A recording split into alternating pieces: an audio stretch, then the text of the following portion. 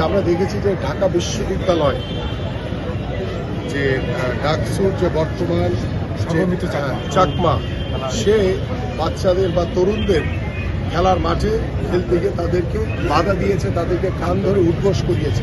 এটি অত্যন্ত দুঃখজনক। অনেকেই মনে করতে পারে বিএনপি হয়তো বা প্রতিশ্রুতি দিচ্ছে।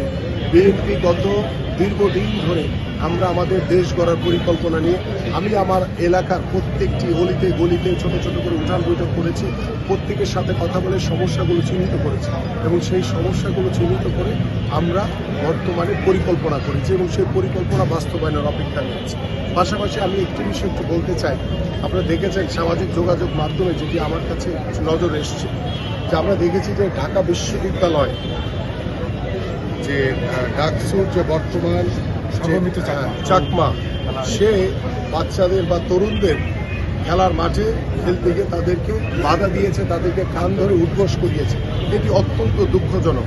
এইটি এখনই যদি এই ছাত্র শিবির তারা যদি এই ধরনের কর্মকাণ্ডের সাথে জড়িয়ে তারা যদি আমাদের যে সমাজ ব্যবস্থা আমাদের তরুণদেরকে আমরা প্রত্যেকটি মাঠে মাঠে খেলার সুযোগ করে দিতে চাই। আমাদের বাংলাদেশ জাতীয়তাবাদী দল বিএনপির আগামীর ক্রীড়াঙ্গন নিয়ে বাংলাদেশ একটি পেশাদার স্পোর্টসের জায়গায় আমরা চলে যাচ্ছি ইনশাআল্লাহ। সেই জায়গায় আমরা খেলাধুলাকে পেশা হিসেবে প্রতিষ্ঠিত করতে চাই। আমরা জাতীয় শিক্ষাক্রমে ৪র্থ শ্রেণী থেকে খেলাধুলাকে বাধ্যতামূলক করতে চাই।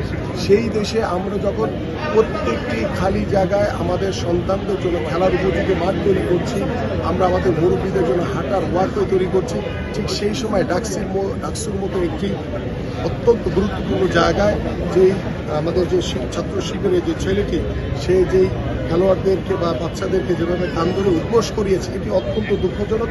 আমাদের মনে হয় এই বিষয়গুলো নিয়ে আপনাদের মিডিয়ার মাধ্যমে আমাদের সাধারণ মানুষের আরও অনেক সচেতন হতে হবে, কারণ আমরা খেলাধুলার একটি সুস্থ জাতি গড়ে তোলার জন্য খেলাধুলার কোনো বিকল্প নেই। সেই খেলাধুলার মাধ্যমে কিন্তু আমরা একটি সুস্থ জাতি গড়ে তুলতে পারি।